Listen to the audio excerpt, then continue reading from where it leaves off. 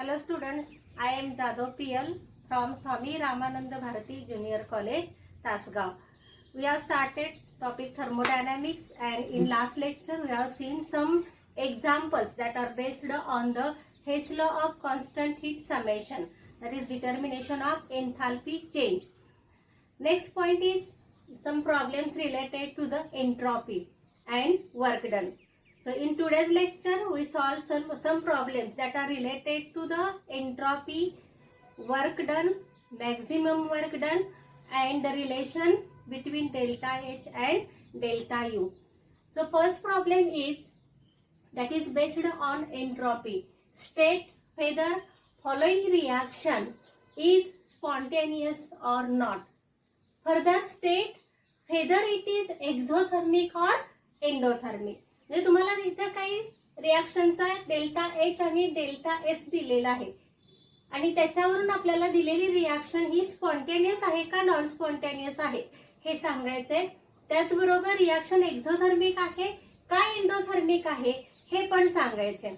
आता आपल्याला माहित आहे की एंट्रॉपी मध्ये समजा डेल्टा जी जो आहे हा डेल्टा जी निगेटिव्ह असेल, फ्री एनर्जी जो आहे ही निगेटिव्ह असेल तर रिॲक्शन स्पॉन्टेनियस असते, आणि जर डेल्टा जी पॉझिटिव्ह असेल तर ती रिॲक्शन नॉन स्पॉन्टेनियस असते.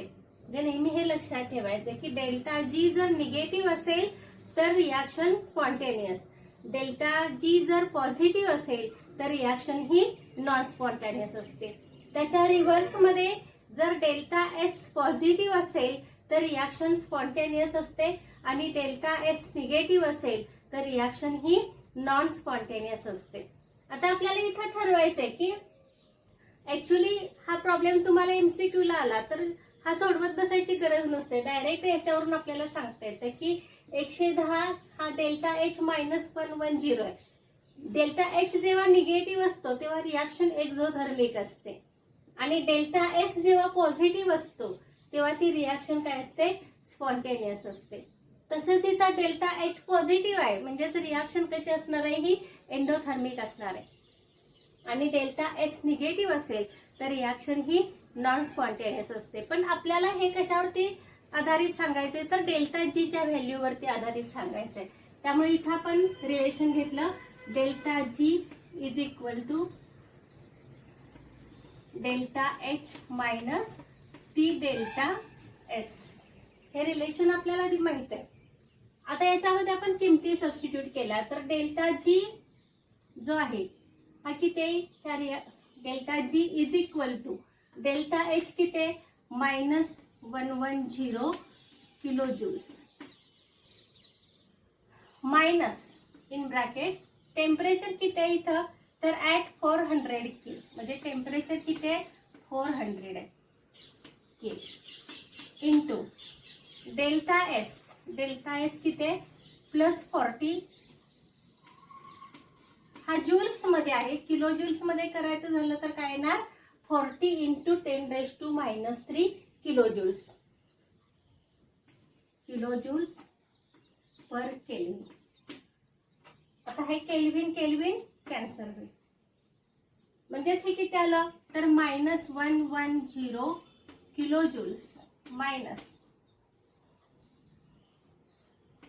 16,000 × 10⁻³. आता हे 16 हे निगेटिव्ह आहे, मायनस आपल्याला करायचंय टी डेल्टा एस. इथला डेल्टा एस पॉझिटिव्ह आहे त्यामुळे हे काय येणार तर हा 16,000 × 10⁻³ काय आला किलो जूल्स. म्हणजेच किती आलं हे -110 kilo joules minus 16 kilo joules. हे 10⁻³ आहे त्यामुळे हा पॉईंट तिथे आला.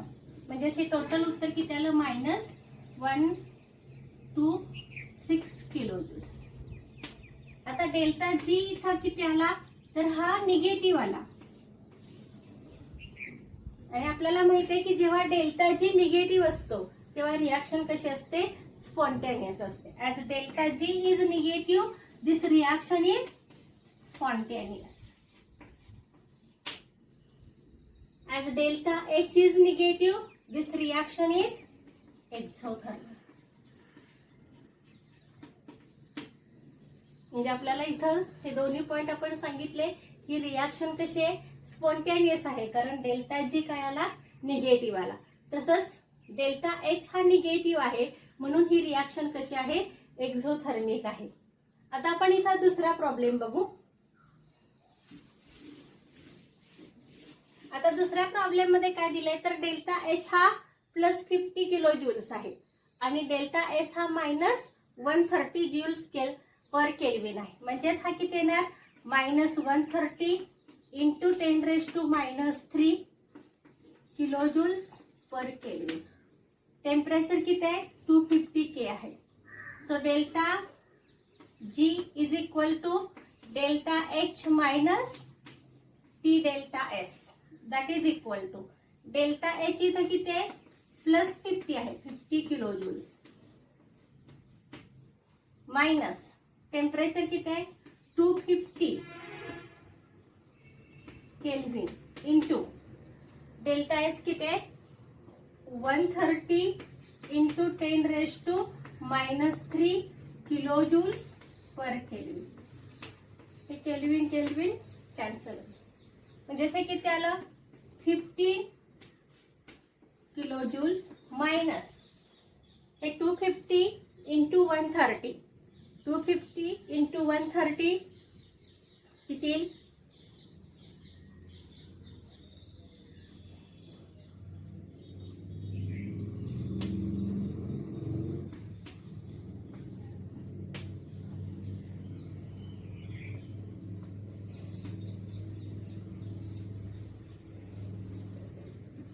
32.5 किंवा 32,500 आले इंटू 10⁻³ किलो ज्यूल्स. म्हणजेच हे किती आलं, 50 - 32.5 kilo joules, that is equal to. आता हे आपण वजाबाकी केली तर 50 आणि हे मायनस आहे, -T, पण डेल्टा एस सुद्धा किती आहे, तर निगेटिव्ह आहे. म्हणजे इथं हा निगेटिव्ह आहे, त्यामुळे ही व्हॅल्यू काय येणार, मायनस, आणि ही सुद्धा मायनस, मायनस मायनस काय होईल, प्लस होईल. म्हणून इथं काय येतं, 50 + 32.5 किलो ज्यूल्स. म्हणजेच किती आले, 50 + 30, 82.5 किलो ज्यूल्स. म्हणजे इथं डेल्टा जी किती आला हा, तर 82.5 किलो ज्यूल्स आला. म्हणजेच ही रिॲक्शन इथं डेल्टा जी पॉझिटिव्ह आला, म्हणून रिॲक्शन कशी असते, नॉन स्पॉन्टेनियस.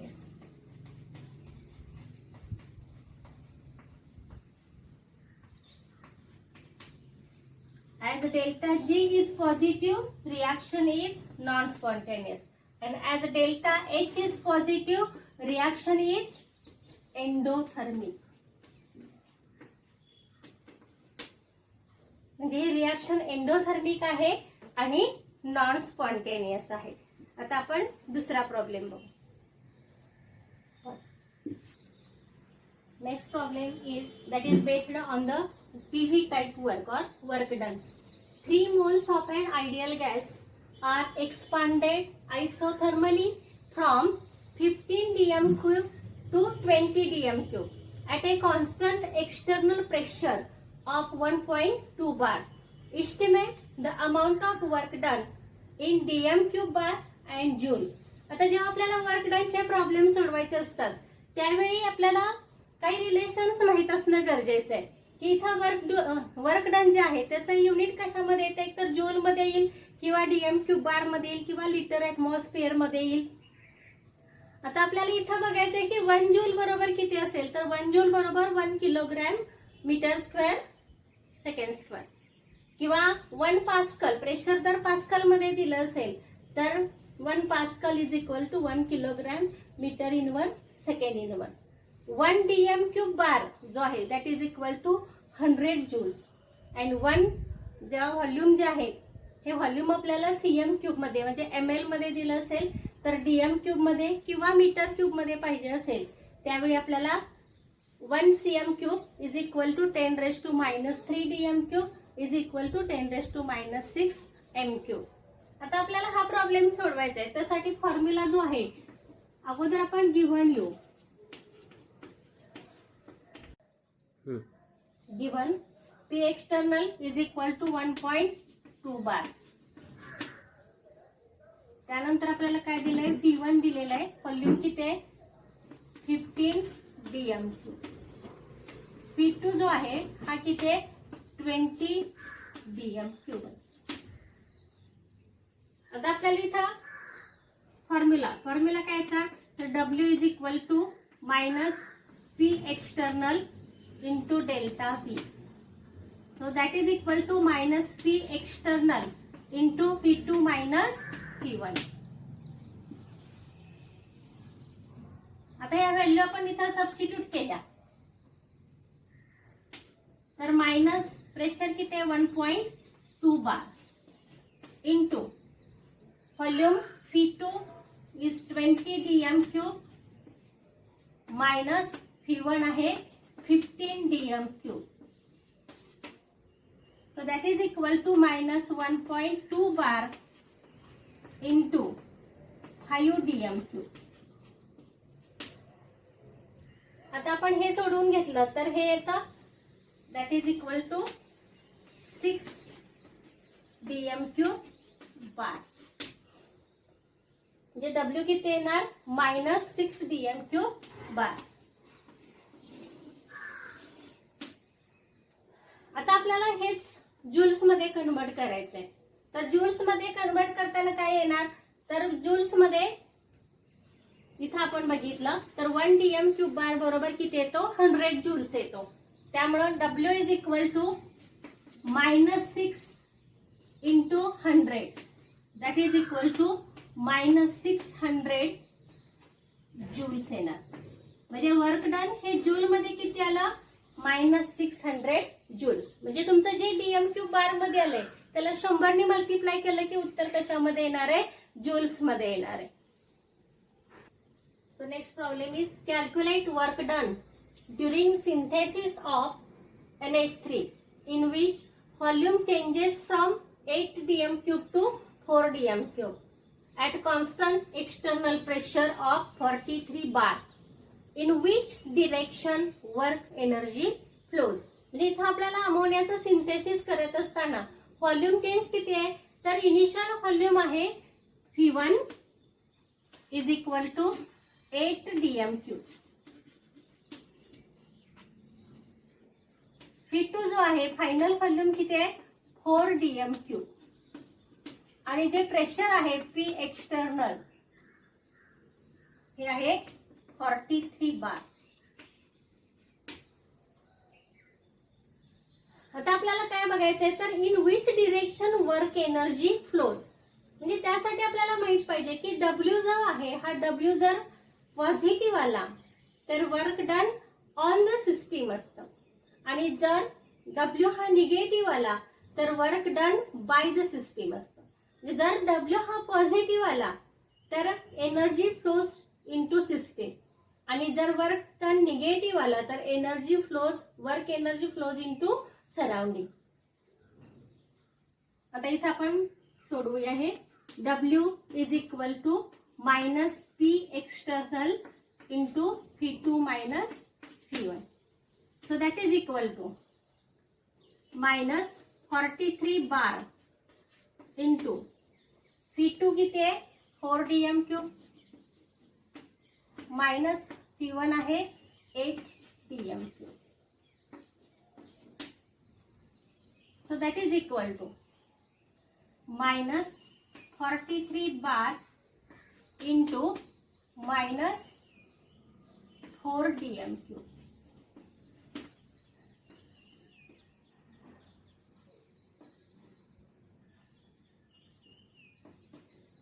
आता हे मायनस मायनस काय येणार प्लस येणार, म्हणजे उत्तर किती आलं हे प्लस 172 dm3 बार. आता W हा इथं पॉझिटिव्ह आला, म्हणजेच काय आलं तर वर्क डन पॉझिटिव्ह असेल तर work energy flows into the system. आता हेच आपल्याला जर जूल्स मध्ये काढायचं असेल तर W इज इक्वल टू काय येणार 172 into 100 एवढे जूल्स येणार.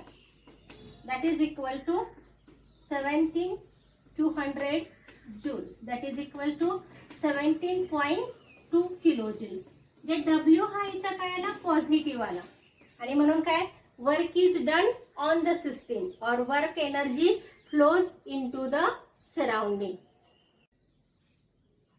Next problem is 1 mole of an ideal gas is compressed from 500 cm cube against a constant external pressure of 1.2 into 10 raised to 5 Pascal. The work involved in this process is 36 joules. Calculate the final volume. जे या पद्धतीनं तुम्हाला final volume काढा किंवा initial volume काढा किंवा pressure required या टाईपचा जर प्रॉब्लेम असेल तर तो या पद्धतीनं सोडवायचे. त्याच्यासाठी आपण हे एक्झाम्पल घेतले की तुम्हाला वर्क डन न विचारता एकतर एक्सटर्नल प्रेशर विचारलं जाईल किंवा इनिशियल व्हॉल्यूम किंवा फायनल व्हॉल्यूम विचारलं जाईल. आता आपल्याला माहित आहे की इथं या इक्वेशन मध्ये आपल्याला काय दिलंय तर इनिशियल व्हॉल्यूम दिलंय की ते फ्रॉम 500 सीएम क्यूब म्हणजे V1 जो आहे हा किती आहे 500 सीएम क्यूब आहे. तर 500 सीएम क्यूब म्हणजे ml आहे म्हणजेच आपल्याला 500 इंटू 10 रेज टू -6 हे काय येणार मीटर क्यूब. आता हे मीटर क्यूब मध्ये का घ्यायचं तर आपल्याला इथं जे प्रेशर दिलेलं आहे हे कशामध्ये दिले तर पास्कल मध्ये दिले. पी एक्सटर्नल किती आहे 1.2 into 10 raise to 5 pascal.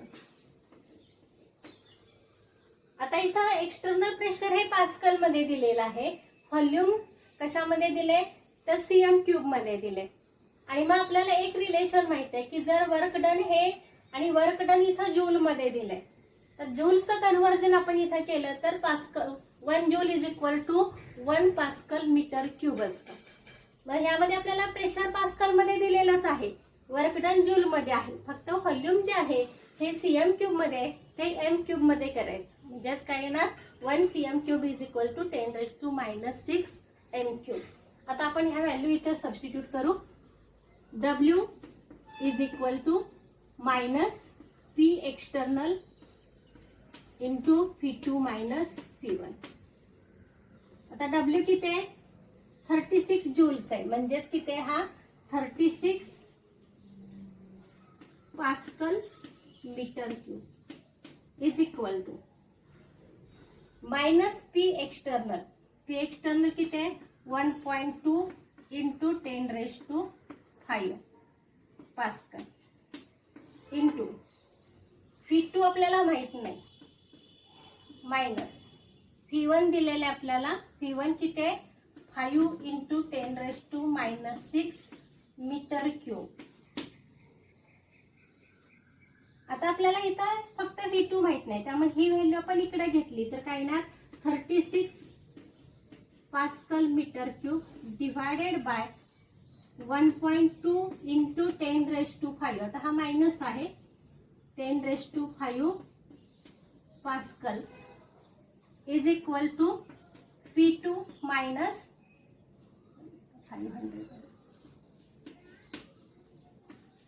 500 into 10 raise to -6 metre cube.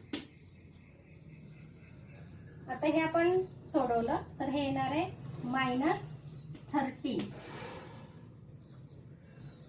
Into 10 raise to -5 metre cube is equal to P2 minus 500 into 10 raise to -6 metre cube.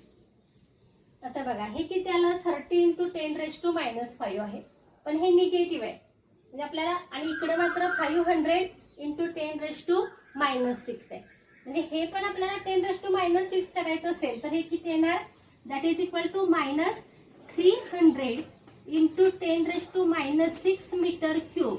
हा मायनस आहे हा इकडे घेतला की प्लस होईल plus 500 into 10 raise to -6 metre cube is equal to P2. म्हणजे आपल्याला P2 पाहिजे. हा इकडचा इकडे घेतला तर पॉझिटिव्ह हा 30 आहे इंटू 10⁻⁻5 आहे, म्हणजेच हा 300 इंटू 10⁻⁻6. आता 500 मधून 300 वजा केले तर किती येणार आहे? 200 येणार. 10⁻⁻6 ला आता हा मीटर क्यूब आहे, म्हणजेच किती आला हा? P2 is equal to 200 into 10⁻⁻6 metre cube आलं. आता हेच आपल्याला जर ml मध्ये किंवा cm क्यूब मध्ये लिहायचं असेल तर किती येणार? 200 cm क्यूब. म्हणजे आपल्याला इनिशियल cm क्यूब मध्ये दिले म्हणून फायनल आन्सर सुद्धा आपण cm क्यूब मध्ये काढलं. तर व्हॉल्यूम किती आला याचा? P2 is equal to 200 cm cube. Calculate maximum work done when 24 grams of oxygen expanded isothermally and reversibly from pressure of 1.6 bar to 1 bar at 298 K. आता इथून मागचे जे 3 प्रॉब्लेम्स होते त्यामध्ये रिव्हर्सिबली हा शब्द नव्हता, फक्त काय होतं? आयसोथर्मली होतं. जेव्हा आयसोथर्मल एक्सपान्शन किंवा कॉन्ट्रॅक्शन असेल तेव्हा ते पीव्ही टाईपचं वर्क असेल, म्हणजे प्रेशर आणि व्हॉल्यूम चेंज दिला असेल. पण जेव्हा तुम्हाला मॅक्झिमम वर्क असेल त्यावेळी आयसोथर्मल अँड रिव्हर्सिबल, रिव्हर्सिबल शब्द जेव्हा असेल तेव्हा वर्क डन हे काय असणार आहे? मॅक्झिमम असणार आहे. आता इथं आपल्याला जेव्हा मॅक्झिमम वर्क करायचंय तर त्यासाठी काय दिलंय? तर मास ऑफ ऑक्सिजन दिलेलं आहे. मास ऑफ ऑक्सिजन किती आहे? हे दिलेलं आहे 24 ग्रॅम्स. मोलर मास आपल्याला माहित आहे, मोलर मास किती आहे ऑक्सिजनचं? 32 ग्रॅम्स. आणि त्यामुळे नंबर ऑफ मोल्स काढायचे असेल तर आपण मास डिव्हायडेड बाय मोलर मास हा फॉर्म्युला वापरतो. म्हणजे पहिल्यांदा आपल्याला नंबर ऑफ मोल्स काढून घ्यावे लागते. मास किती आहे? 24 डिव्हायडेड बाय 32. हे आपण सोडून घेतलं तर हे तर 0.75 मोल्स. म्हणजे इथं आपल्याला दिलंय काय? तर नंबर ऑफ मोल्स दिले N इज इक्वल टू 0.75 मोल. दुसरं काय दिलंय आपल्याला? P1 दिलेलं आहे प्रेशर 1.6 बार. P2 दिलेलं आहे 1 बार. टेम्परेचर दिलेलं आहे 298 K.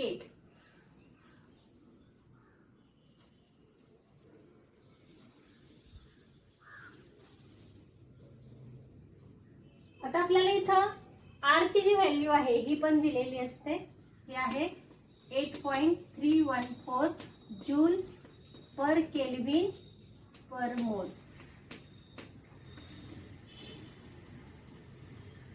आता फॉर्म्युलाचा जो आहे मॅक्झिमम वर्कचा, W max is equal to -2.303 NRT log of P1 by P2. इथं आपल्याला प्रेशरच्या टर्म्स दिलेत म्हणून P1 बाय P2 घ्यायचं. जर व्हॉल्यूम चेंज दिला असेल तर P2 बाय P1 येतं.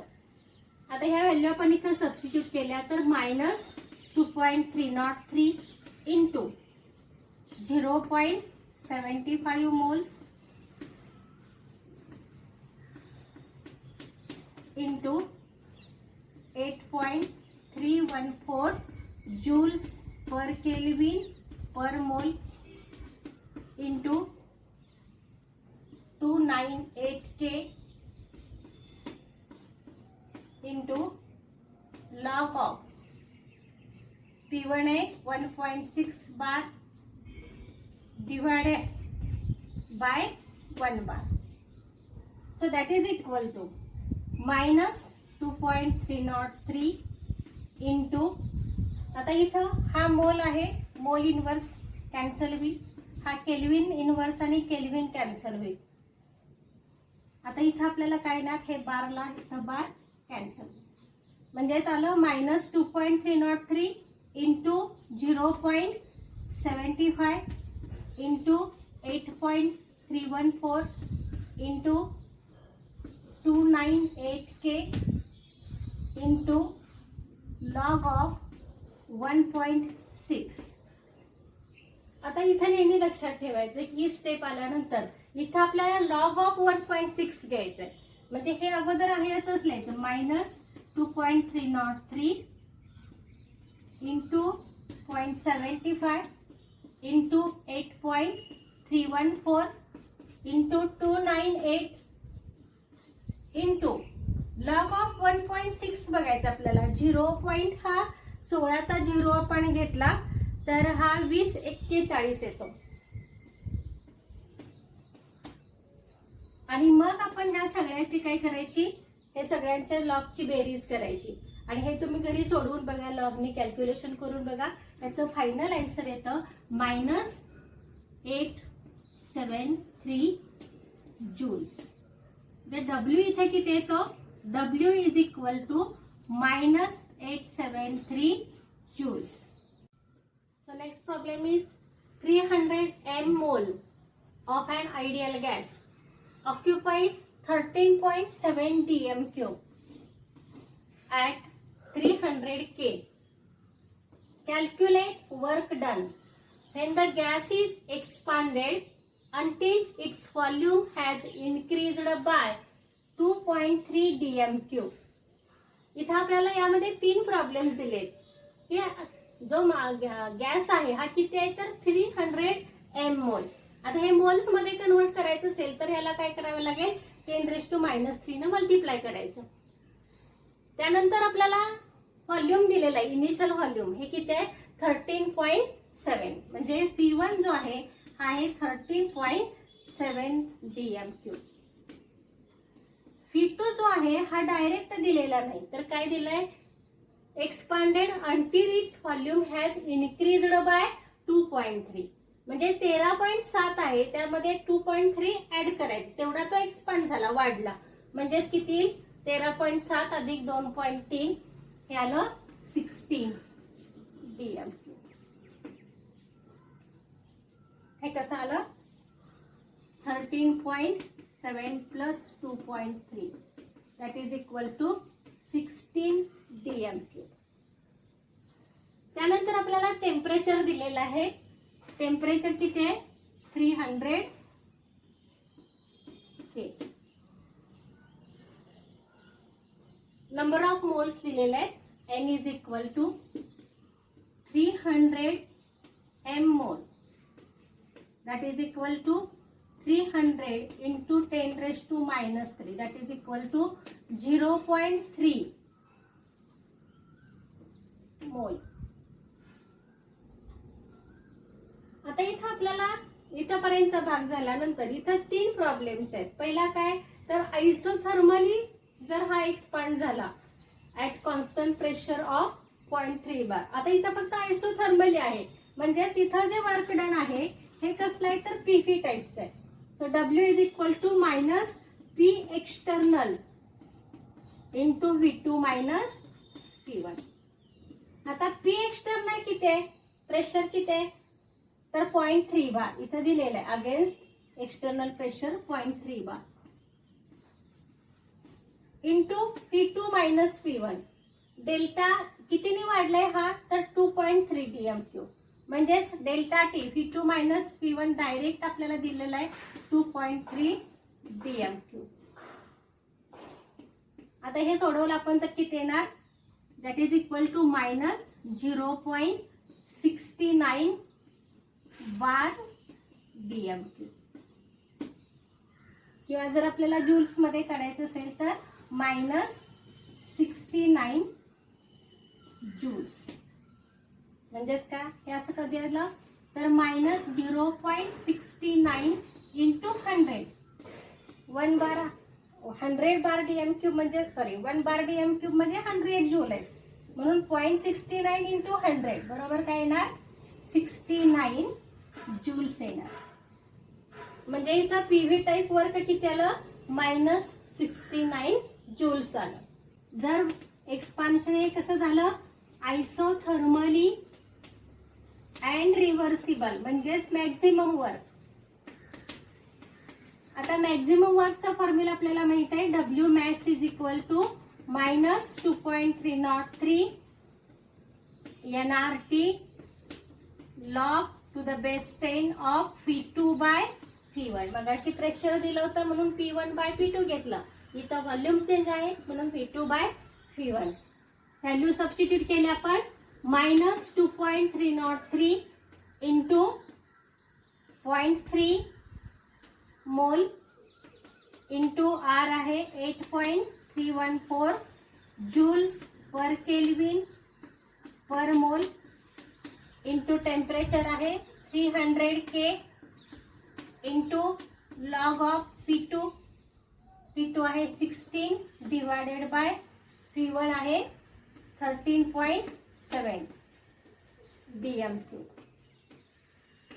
आता हे dm3 कॅन्सल होईल, केल्विन कॅन्सल होईल, मोल cancel. Minus 2.303 into 0.3 into 8.314 into 300 into log of 1.608. So that is equal to minus 2.303 into 0.3 into 8.314 into 300 into, आता इथं मात्र ही स्टेप व्यवस्थित करायची. Log of 1.168. आता लॉग ऑफ 1.168, लॉग ऑफ 1 म्हणजेच कॅरेक्टरिस्टिक 0 येणार आणि 11चा 60 तुम्ही बघितला तर येतो 0675. आता तुम्ही ह्या व्हॅल्यू मिळाल्यानंतर ह्या सगळ्याच्या लॉगची बेरीज करायची आणि येणाऱ्या संख्येचा अँटी लॉग बघायचा. याचं उत्तर येतं मायनस 116.35. हे जूल्स मध्ये म्हणजे डब्ल्यू किती आला मायनस 116.35 जूल्स. आता यामध्ये सी पॉइंट जो आहे हा काय तर इन व्हॅक्यूम आहे.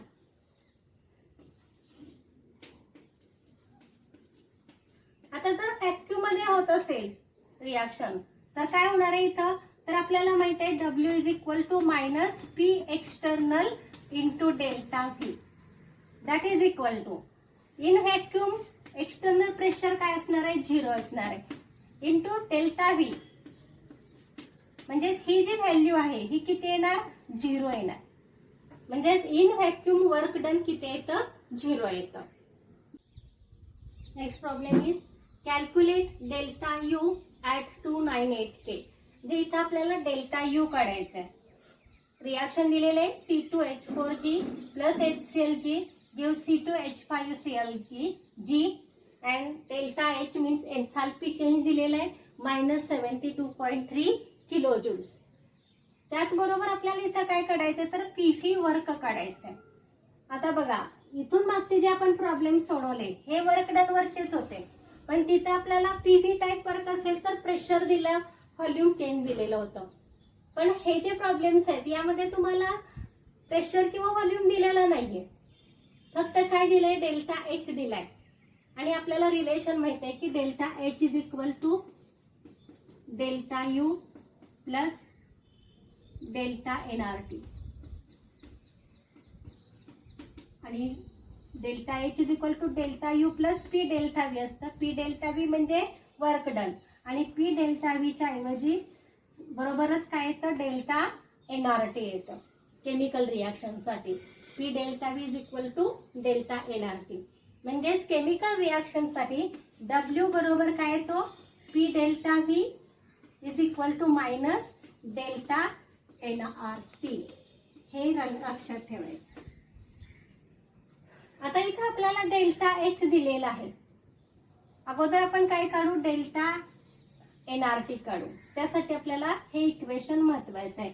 Delta N of gases is equal to काय येतं N2 म्हणजेच product gaseous product minus gaseous reactant that is equal to. आता प्रॉडक्ट मध्ये कोण आहे C2H5Cl हा एकच आहे म्हणजेच N2 किती आला 1 आला मायनस N1 किती आहे तर हा 1 आणि हा गॅसियस रिॲक्टंट 2 मोल्स आहेत म्हणून काय आला 2 आला दॅट इज इक्वल टू -1. म्हणजे इथं आपल्याला delta NG is equal to काय आला -1 आला. R आपल्याला माहित आहे हा असतो 8.314 जूल्स पर केल्विन पर मोल. आता इथं आपल्याला जो डेल्टा H दिलेला आहे हा आहे -72.3 किलो जूल्स. आता हा दिलाय हा जूल्स किलो जूल्स मध्ये आणि हे जूल्स मध्ये, म्हणून काय करायचं, दोन्हीचे युनिट समान करून घ्यायचं. त्यासाठी जूल्सचं कन्वर्जन किलो जूल्स मध्ये करायचं. 10⁻³ न मल्टिप्लाय करायचं इंटू 10⁻³ किलो जूल्स पर मोल पर kelvin.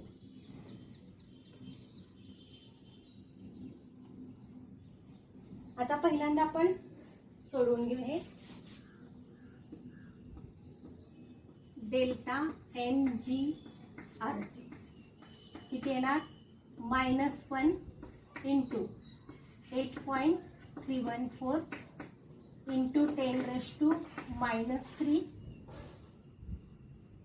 Kilo joules per kelvin per mole into हा मोल मध्ये टेम्परेचर किती आहे 298 K. आता हा K ला K कॅन्सल होईल, मोल ला मोल कॅन्सल होईल, म्हणजेच हे किती आलं, that is equal to -1 into 8.314 into 298 into 10⁻³ आपण जर हे सोडवून घेतलं तर याचं उत्तर येतं +2.48 kilo joules.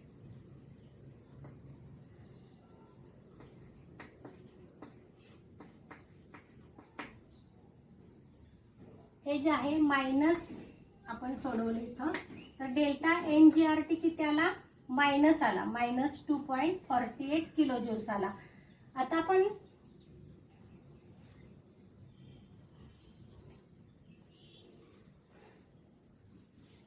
Work done W is equal to काय, डेल्टा NRT, आणि म्हणून इथं वर्क डनची व्हॅल्यू आपल्याला किती मिळाली, that is equal to -2.48 kilo joules, म्हणजेच किती आलं, +2.48 किलो जूल्स आलं.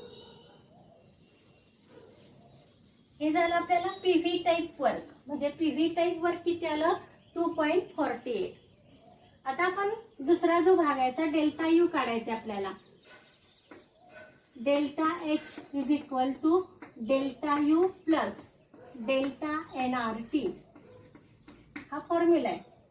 आता डेल्टा H आपल्याला दिलेला आहे, हा किती आहे, -72.3 kilo joules is equal to delta U plus delta NRT किती आहे, 2.48 किलो जूल्स. म्हणजे डेल्टा U किती येणार आहे, तर डेल्टा U बरोबर delta H minus delta NRT येणार, -72.3 किलो जूल्स. हा प्लस आहे, हा इकडे आला की मायनस होईल, -2.48 किलो जूल्स.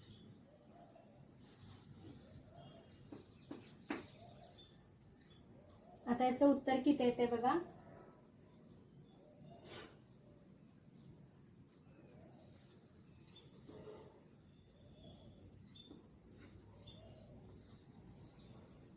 -69.52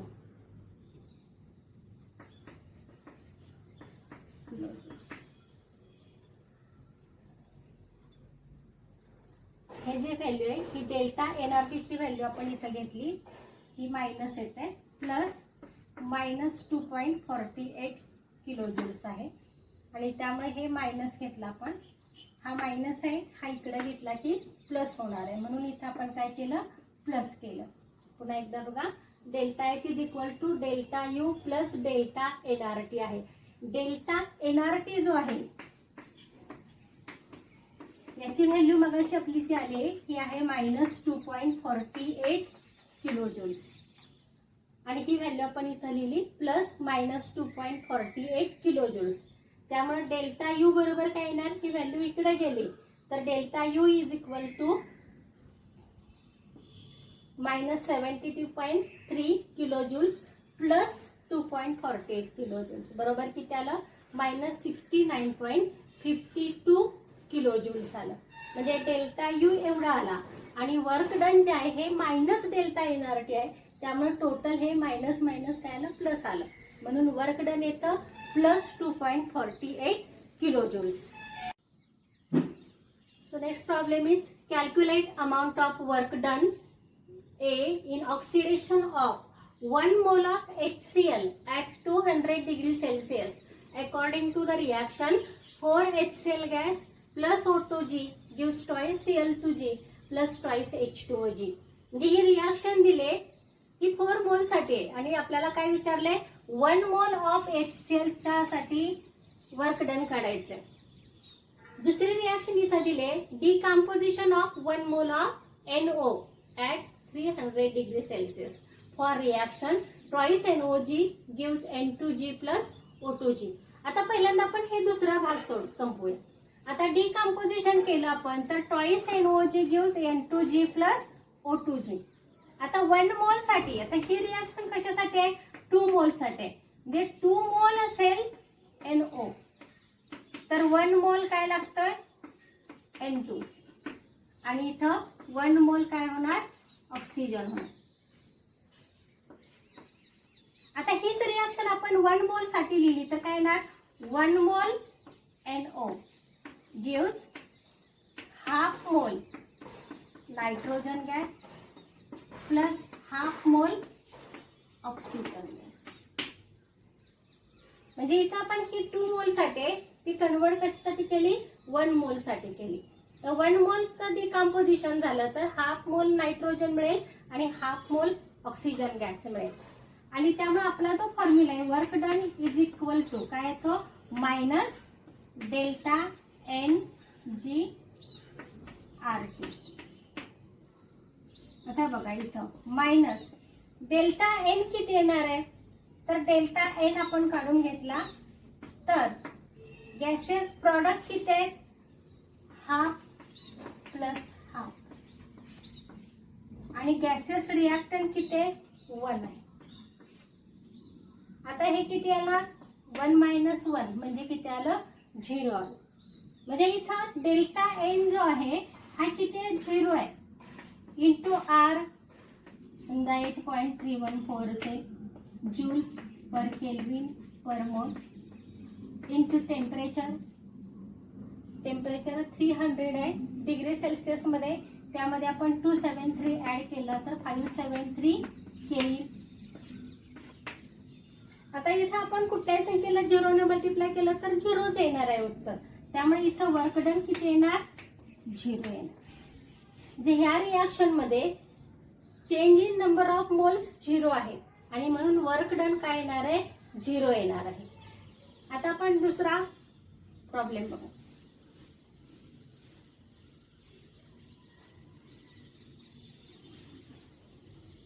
आता इथं जर आपण बघितलं तर oxidation of 1 mole of HCl at 200 degree Celsius. आता इथं 4 मोल साठी आहे 4 मोल HCl combines with oxygen gives 2 moles chlorine and 2 moles H2O. हीच रिॲक्शन आपण 1 मोल साठी लिहिली तर काय येणार 1 मोल HCl प्लस आता 4 साठी 1 ऑक्सिजन लागतो, मग एकासाठी किती लागणार 1/4 लागणार म्हणजे 0.25 लागणार. 0.25 मोल्स ऑक्सिजन गॅस गिव्स इथं 4 साठी 2 लागतात म्हणजे 2 साठी 1 लागेल आणि एकासाठी किती लागणार अर्धा लागणार म्हणजे half moles of Cl2G plus half moles of H2OG. समजतंय म्हणजे एकाचा आपण 1/4 केला तर किती येणार 25 येणार, तसं 2चा 1/4 केला तर किती येणार हा हाफ येणार. ह्या व्हॅल्यू आपण इथं सबस्टिट्यूट केल्या. आता डेल्टा NG किती नंबर ऑफ गॅसेस प्रॉडक्ट किती आहेत half plus half minus number of gases reactant 1 plus 0.25 म्हणजे किती आलं हे 1 minus 1.25. That is equal to minus 0.25. म्हणजे डेल्टा एन जी किती आला? मायनस 0.25. आता ही व्हॅल्यू आपण इथं सबस्टिट्यूट करू. Delta N G is equal to minus 0.25 moles for 1 mole of HCl. आता इथं 0.25 मोल आलं. आता फॉर्म्युला काय आपला? W is equal to minus delta N G R T. That is equal to minus delta N किती आहे? मायनस 25 इंटू आर किती असतो? 8.314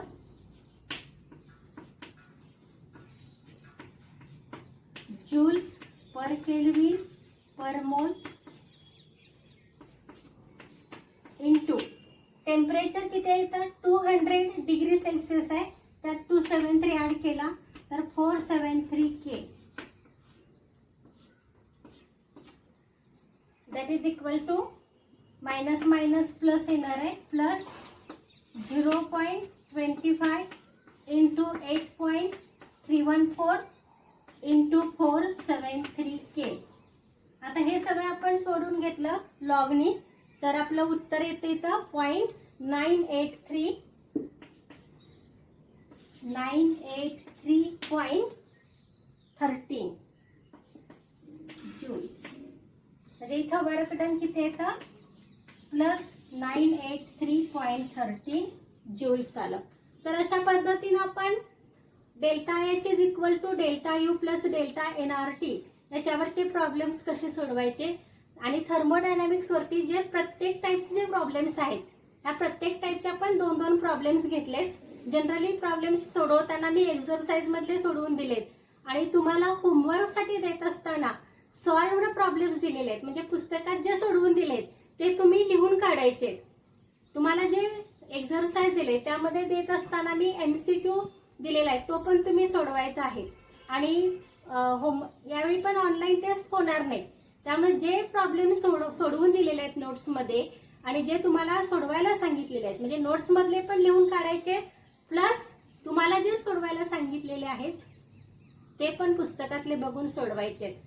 त्यामुळं हे सगळे प्रॉब्लेम जे थर्मोडायनामिक्सचे आहेत हे तुमच्या वहीमध्ये असले पाहिजेत. शाळा सुरू झाल्यानंतर आपण ती वही चेक करणार आहे. सगळेच्या सगळे प्रॉब्लेम्स तुम्ही लिहून काढा, सोडवून घ्या. इथं आपला हा टॉपिक संपलेला आहे. पुढच्या लेक्चरला आपण दुसरा टॉपिक सुरू करू.